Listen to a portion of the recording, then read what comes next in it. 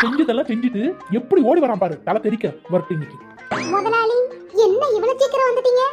ஓ, போனவன் அடியோடு அப்படியே போயிடுவான்னு நினைச்சியோ? எங்களை கலெக்ஷன் காசு அது வந்து முதலாளி எல்லாரும் கடனை சொல்லிட்டு போயிடுறாங்க, நான் என்ன செய்யட்டும்?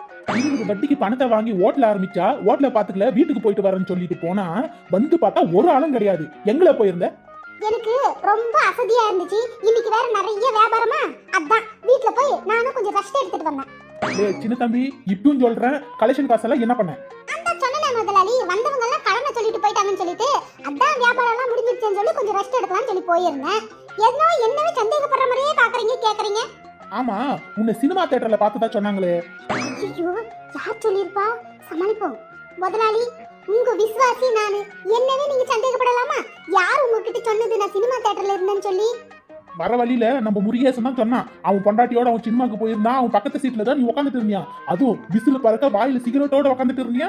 உனக்கு இதெல்லாம் தேவையாலே? வியாபாரம் பண்ணலன்னு சொல்லிட்டு போனா எல்லாத்தையும் கடனை கொடுத்து இழுத்து மூடி போட்டு சினிமாக்கு போயிருக்கிற. அவ்வளவு தைரியம் ஆயிடுச்சல, இனிமே உனக்கு வேலையே கிடையாது. ஒழுங்கு முறையாத ஓடி போயிடு. ஹலோ, 5 ஸ்டார் ஹோட்டலுங்களா? அப்பாயின்மெண்ட் கேட்டிருந்தீங்களே, இப்போ நான் வந்து டியூட்டில ஜாயின் பண்ணிக்கலாமா? ஓ அப்படியா, சரி. அப்புறம் என்ன, திருன்னு முடிக்காம வீடு போய் சேருங்க. போகும்போது பெரிய திண்டுக்கல்ல பூட்டா உங்க கடைக்கு பூட்டி விட்டு போங்க. மனுஷ திங்குவானா அந்த ஹோட்டல்ல? எனக்கு 5 ஸ்டார்ல வேலை கிடைச்சிருச்சு, வரட்டா? இதெல்லாம் எங்க உருப்பிட போகுது?